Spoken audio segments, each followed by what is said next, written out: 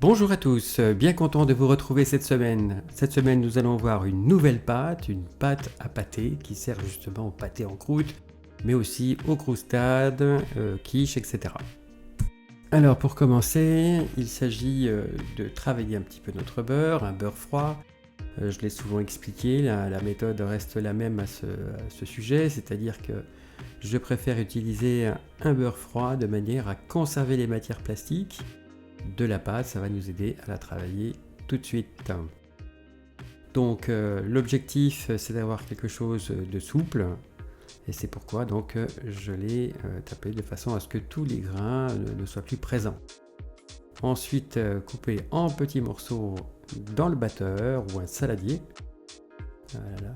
Et ensuite je vais travailler donc ce beurre pour le ramollir encore un petit peu.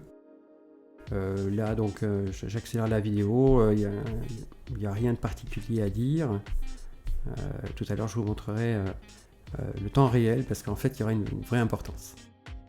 Donc dans un premier temps, voilà, une fois que ce beurre est suffisamment travaillé, je vais mettre les éléments qui lui manquent, c'est-à-dire les œufs, le sel, l'eau aussi.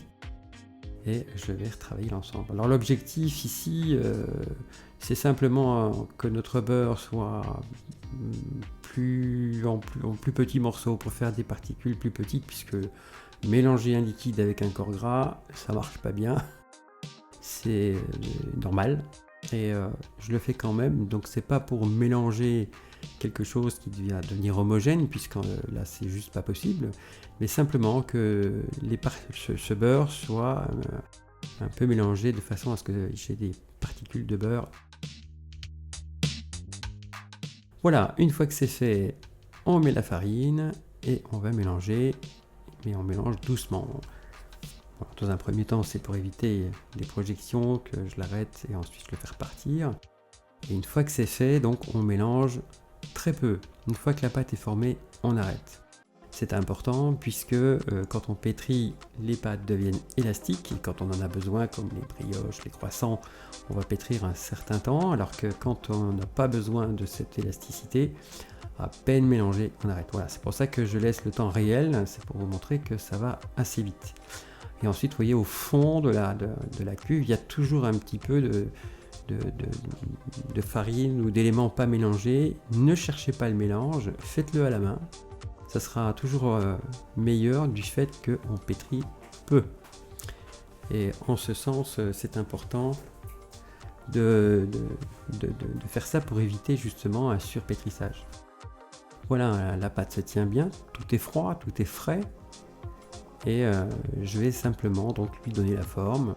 Voilà, juste étaler et ensuite le mettre dans un film et au froid. Vous pouvez garder cette pâte pendant 2-3 jours. Attention, elle change de couleur au bout le troisième jour, ça commence. C'est moins appétissant, c'est toujours aussi bon, mais c'est quand même beaucoup moins appétissant. Voilà, donc le jour même, le lendemain, pas de souci. Voilà. Eh bien, cette vidéo est de courte durée, mais c'est en vue d'une future préparation, une croustade au saumon, que je ferai donc dans les prochaines vidéos. Merci de m'avoir suivi, je vous souhaite un bon courage et merci de vous abonner à la chaîne, un petit pouce si vous avez aimé et à une prochaine vidéo. Salut, à bientôt, salut à tous.